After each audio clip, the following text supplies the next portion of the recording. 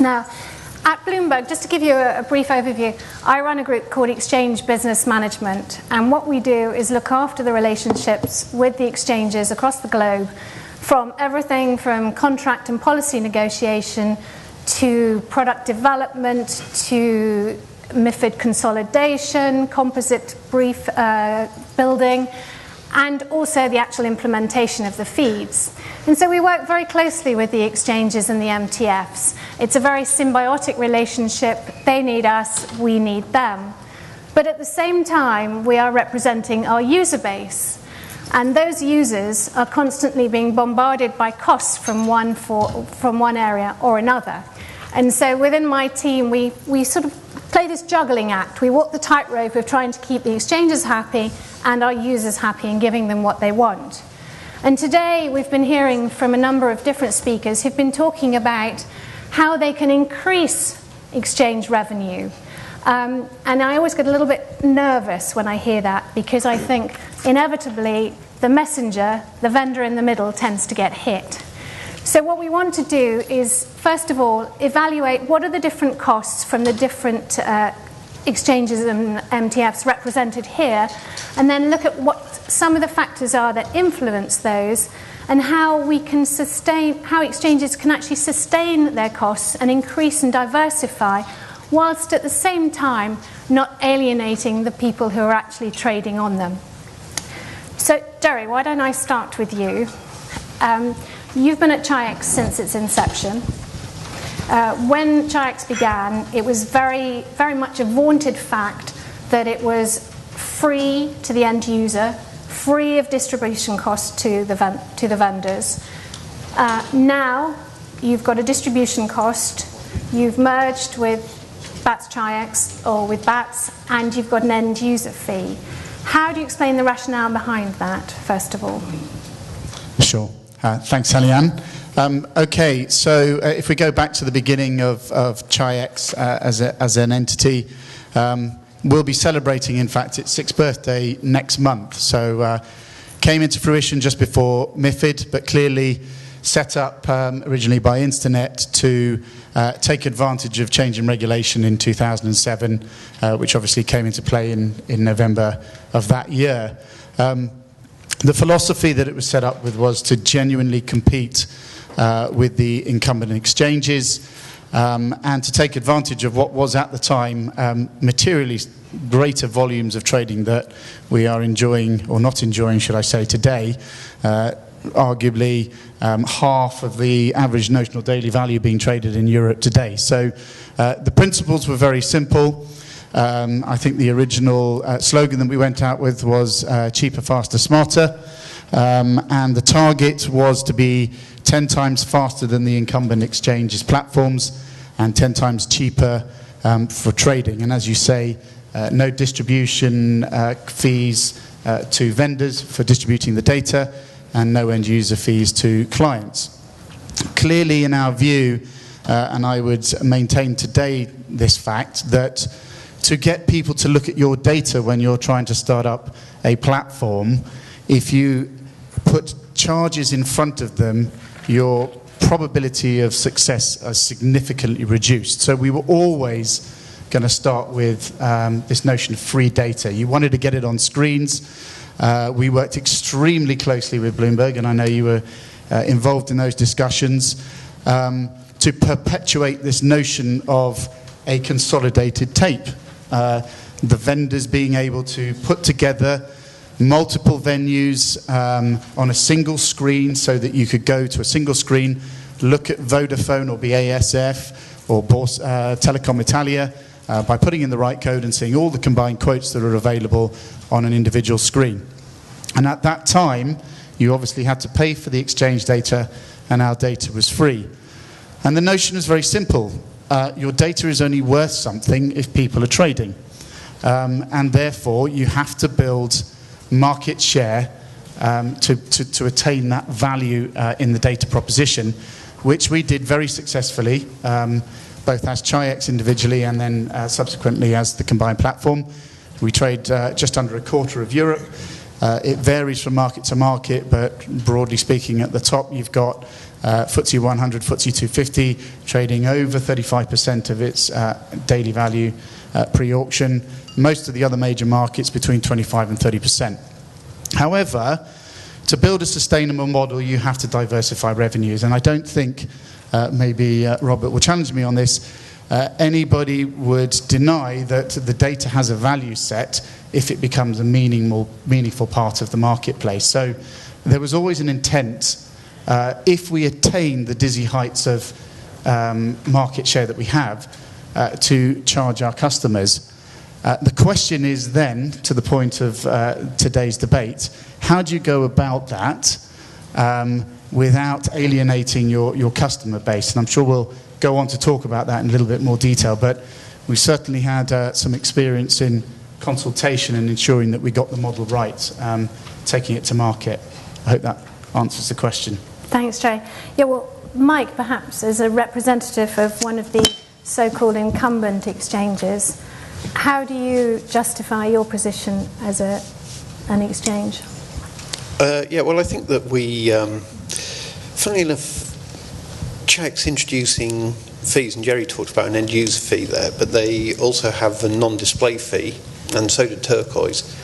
And I have to say that NYSE Euronext, as yet, we've announced one, but we haven't implemented it yet. So we are behind the curve on even what the MTFs are doing in terms of charging for fees, charging for the market data. But I think that one of the things that we see more and more is the changing use of market data from people viewing the data to using it in smart order routers, using it in algo trading applications.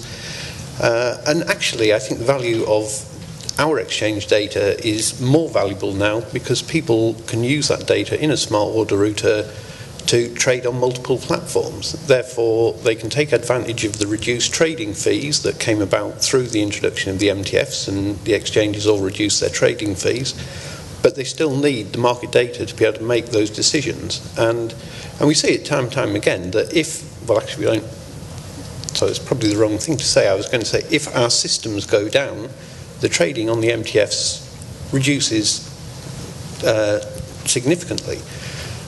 Therefore, our price is the reference price that's being used in these platforms, and I think it's got more value now than it's had for a long time. Okay, thank you. I'm sure several people will come back to you on that one. But Olof, why don't we move to you, because you represent an MTF that has no distribution fees, no end-user fees, but has recently been taken over by Oslo Børs. And the last time an exchange took over an MTF, they introduced fees, as in the case of Turquoise, and subsidized fees, I should say, though.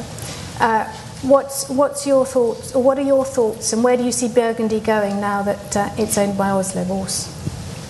I think Oslo Børs is a good owner for Burgundy because it's a fourth of the Nordic market. If you look on the primary markets, and together with Oslo, we now have one single owner who can discuss business opportunities and development in the board instead of the previous 14 banks. So governance is easier. And we always said that as Burgundy is building market share, Burgundy is below 10%. Of course, I envy guys like Chi-X, Bats, and the big MTFs in London. But there's no way we can charge for market data today. We're simply too small.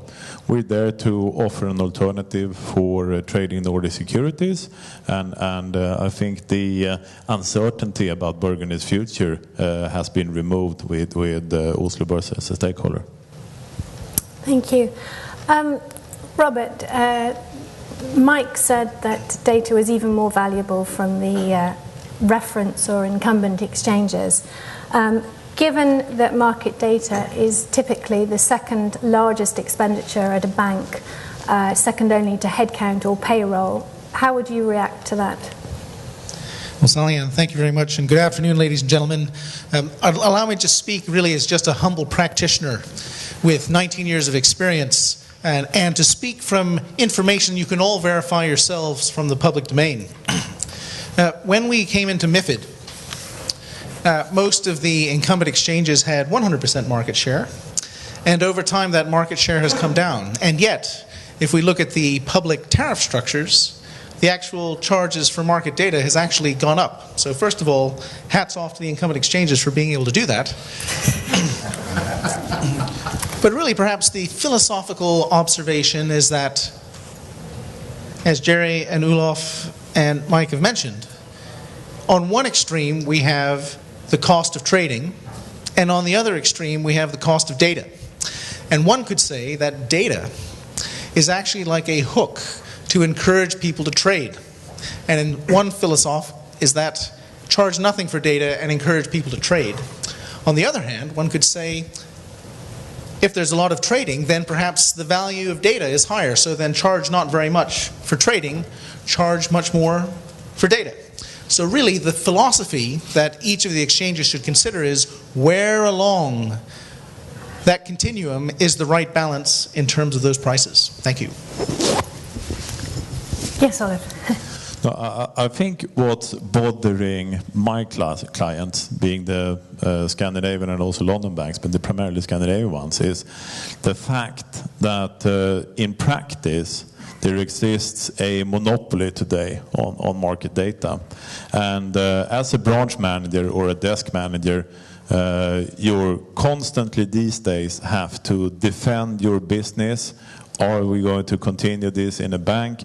How many people more are you going to ask to find a different or a new job outside the organization next month? But they still see the incumbents invoicing them month by month and packaging and bundling data in a way that's detrimental to the bottom line. So it's definitely a market that's not working with competition as a market should be, because the exchanges have a monopoly on this. Yeah, I was just going to add to that, though, and come back to Robert's point there, where he's saying that there's 25% of the trading has gone elsewhere other than on the exchange. And I think that just backs up the point that you need a reference price to to trade. You're getting that reference price from the exchange. You could substitute all your exchange data today for Chi-X data.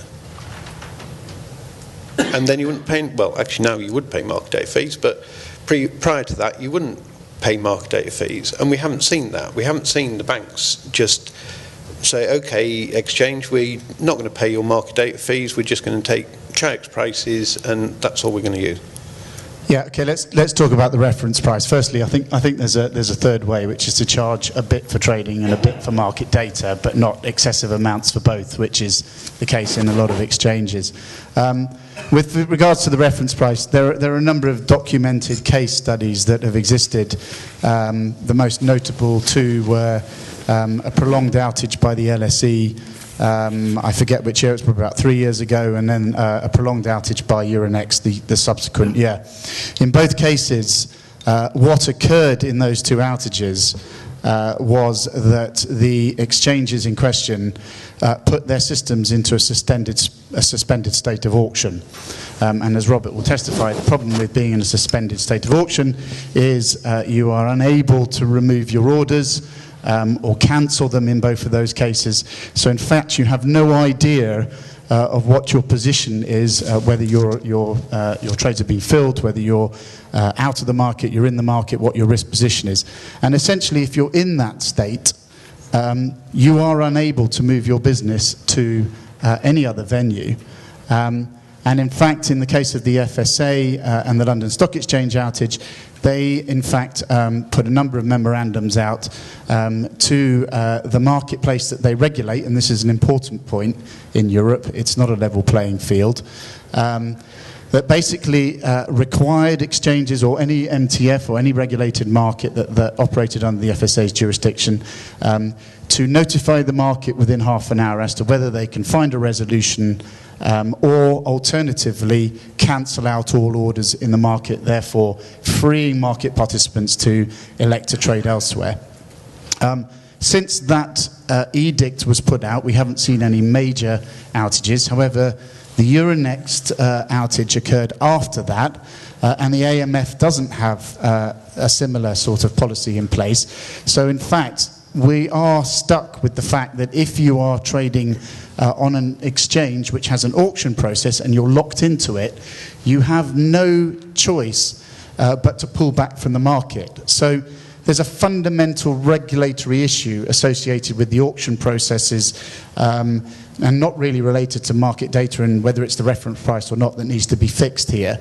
And then we can really measure whether the reference price is exclusively on the exchange. And that is still an issue that is yet to be sorted out in Europe. Go on, Olof.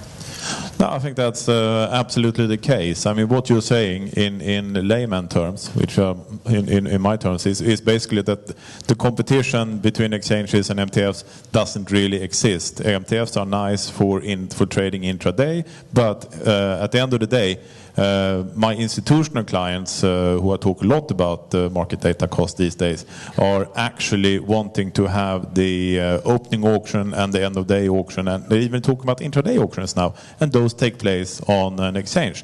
End of story. So as long as we have that system, we've got to give customers what they want, and the customers has to pay the incumbent prices. And I think that annoys more and more people in the market, simply because we have 50% lower turnover today in equity markets, earnings are not what they used to be, and desk managers don't think about how to spend next month's bonus or income. They think about who to get rid of next month from the desk. Simple as fact, that's that. Robert, do you want to go ahead, and then I want to pick up on something you said? Yes, thank you very much. Well, ladies and gentlemen, there are three fascinating data points about the European market structure. Auctions. We've seen in the last few years that the value traded in the closing auction as a proportion of the total value traded has grown to about 20% on average across Europe. And in some days, particularly on, say, rebalancing some things, we've seen some examples of up to 50%. Second observation, the record of reference used by indices to value constituent benchmarks tends to be the primary market.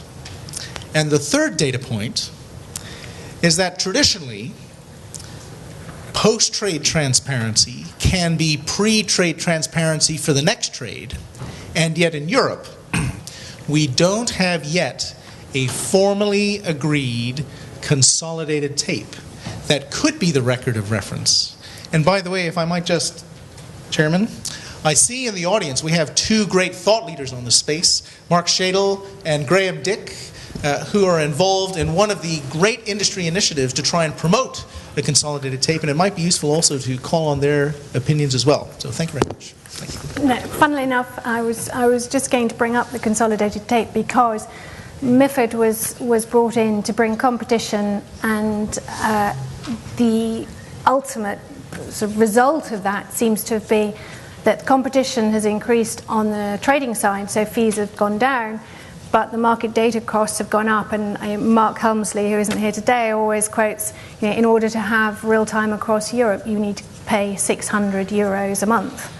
So I was going to ask the panel what their thoughts were on the consolidated tape and the possible mandated consolidated tape, but if Mark and Graham want to pitch in, then please feel free. Thank you, Robert. Well, I guess our view is that really, and this comes back to the topic the panel is discussing right now, is it's not necessarily limited to exchange fees. This is a problem with the overall model. As less eyeballs are on screens, the model itself hasn't really changed. The industry hasn't allowed it to. That involves not only exchanges, but also market data vendors, also consumers who have no other ability to track or monetize or spend on data in any other way. So what we've proposed to the industry is a commercial alternative, which possibly provides a new source of information as a source of reference, as a price reference, not necessarily replacing the products they have today. And we think that there's more innovative type approaches that could solve this problem if the industry can come together and work together towards those types of alternatives. It's very doubtful to us that Brussels by itself will solve this problem for us. Yet the industry has been rather reluctant due to the risks involved, mainly from a revenue standpoint, but many other factors at play as well. So it's one one perspective. I think Graham might have another. Yeah, no, I think the industry has inertia, and when it comes to market data cost, it's €1 billion annual revenues all across Europe, so it's not going to move by itself. And I think the COBA project is an excellent industry example of thought leadership. But if I look at another industry where you have high fixed costs and a little bit ahead of us in development, in mobile telecom operators, it took 20 years.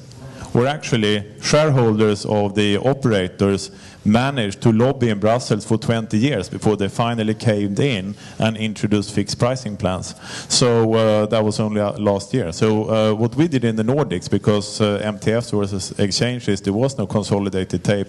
The exchanges lobbied hard not for vendors to even allow Burgundy data on their screens. We created something called Nordic Light, which was basically a shareholder initiative where 13 of the Nordic banks voluntarily agreed upon what I call the poor man's consolidated tape, simply displaying our data side by side with the incumbents' data to their 9 million something customers. That was pretty successful. So there are things that can be done similar to Nordic Light all across Europe for the retail market, because unfortunately not everyone can afford a $3,000 a month Bloomberg terminal. That's $3,000 including the exchange fees. Thank you. I have to agree that billion euro price tag is a major stumbling block. If you think about, I don't want to pick on a former employer of mine, but the LSE saw 44% increase in market data revenues. Now, obviously, that doesn't all come from real time. The fact is that the exchanges are not just going to give up a very significant revenue stream unless the regulators do something about it. Now, I believe out a couple of weeks ago and implied by the ESMA steering group meeting that meets this week, the debate around market data has been moved up from MiFID, which is a directive, to MiFIR, which is a regulation. So that's an encouraging first step. And there are certain questions posed around, what needs to be done to regulate this space a little bit more. Having said that, 20 years for telcos, everybody's got a mobile phone. Not everybody needs real-time market data. So, there is a very long way to go on this. And despite, very, very positive steps by the likes of COBA, unless the exchanges come to the table, and they're not going to do that unless they're forced to it, we've got a huge challenge ahead of us. Yes, Mike. Yeah, I sort of disagree that we're not going to come to the table, and I think as NYSE Euronext we are a supporter of the Consolidated tape. Okay, so we're one exchange. Yeah, and I agree. There's a lot of concern amongst exchanges about the impact on revenues, but I think there are significant issues with a consolidated tape, and if you look at how MiFID's been implemented today, the banks don't follow the current reporting requirements. Some countries haven't actually implemented MiFID how it was meant to be implemented, so I think there's quite a lot of detail to be cleaned up and sorted out first. But having said that, I don't think a consolidated tape's a bad idea. And so in the US they have a consolidated tape, and I don't think we'd want to necessarily follow that model, because it has some inherent issues about how that can impact where you trade and size of trades, etc. But one of the things that we have seen in the US from a NYSE point of view is there's the consolidated tape, and then we get clients coming to us saying, well, actually, we just want your data. We don't want all that data that's in the consolidated tape. We just want yours for algo trading, etc. So I think, there are opportunities here for exchanges to look at this in the long term and look at how they could offer alternative services. So some of your data goes in the consolidated tape. Some of the data you then could charge a premium for if people just wanted to come and get that chunk of data. I think, exchanges need to be more nimble with their pricing models and products that they offer. Did you want to say something on Consolidated? No, just that this is typically what I heard for the last 5 years from incumbents, and basically it's all about how can I protect my revenues, because the cost issue that we're discussing is somebody else's sticky revenue. I'm thinking about what new products can exchanges and MTFs develop in terms of real-time risk management, pre-trade controls, all sorts of things where they can mitigate the inevitable decline in market data per capita revenue, because I think it's going to end up like the telcos. I think that's an interesting point, but new products is something that I think if there are consumers out there who would say that's what we understand there's a value in, but there is that thought that says that we're being charged for derived data, index creation, non-display, for the same data and being charged for the same thing multiple times. And speaking from from a vendor point of view who has to translate this to the consumers, everybody has a different point of view and a different interpretation. And I think that that's where the end user is feeling that they're being targeted, because the trading volumes, again, are going down. But as you said, Jerry, the LSE's market data revenue, and it's not the only one, has gone through the roof. Yes, thank you very much, Chairman. Ladies and gentlemen, if you would like to see 3 real-world examples provided by data vendors that can help set the context, let me give you 3 examples from 3 different vendors. First one, Thomson Reuters. Andy Allwright and the team put together a fabulous equity market share reporter. Take a look at it. And for those of you that are interested in the whole non-display, just take a look at the tiny subset of dark venues. And what you'll notice in terms of market share, and here I will refer to, say, the statistics around the dark pools, including UBS MTF. In the first 6 months of its life, UBS MTF recorded less than 1% of market share of total value in the dark. In the last 8 months to December last year, it was over 20%. And that's really thanks to the members. But what's interesting about this Thomson Reuters offering is it provides transparency across all venues, and in a way that even the World Federation of Exchanges or FESI do not do, because they only look at statistics of their members, number 1. Number 2, I must compliment Olof, referring to Nordic Light. I look in the back, I think there are some representatives from Six Group. I see, welcome back, Urs, the CEO of 6xClear, and Phil and others. 6 information services are the ones that are actually calculating the Nordic Light service. And at the end of last year, coincident with the 100th anniversary of the Helsinki Stock Exchange, we saw some absolutely fabulous real-world examples of a type of consolidated tape. And the third example, if I must compliment Bloomberg, Bloomberg actually allows anyone to take a look at the data feed, if you've got the eligibility, to break down the individual venues now, really just in the last few months, also by market identifier code, even if you're looking at the aggregate boat data. What does it suggest? Well, ladies and gentlemen, with Fixed Protocol coming up with standards, with COBA coming up with their initiatives, we have all the elements for a consolidated tape. But as Mike mentioned, sometimes the banks are not reporting in a consistent manner. And the feedback that we get from our big asset manager clients is that if we could all agree a consistent process of flagging trades, it would allow people to understand the foundation on which we can look at data. Even if the buy side one buy side, Class A, decide to choose a different set of flags than another, everybody will have the same baseline. And this is where we say it would be helpful for the authorities, as the exception to the rule, to prescribe how we should report on a consistent basis. Thank you very much. Lovely tee up, thank you. And there is in fact an initiative which Euronext are involved in, that we're involved in, called MMT. We would encourage the regulators to adopt that pre-MiFID II.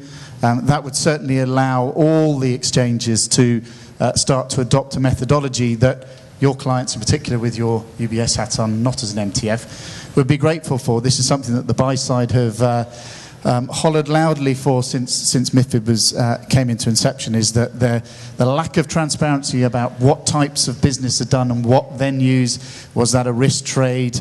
Was that done on an internal pool? Was it done on an MTF? So there are definitely moves in the right direction. I think Stuart Adams is here. He sits on that steering committee, and we are getting ever closer to being able to adopt a formula that will sort out some of these problems. So it's not all doom and gloom here, but we do need the regulators to step up here and pay close attention to some of these issues. Thank you, Jerry. And Bloomberg and Thomson Reuters are involved in that too. And Bloomberg and Thomson Reuters. I thought that I'll be fair.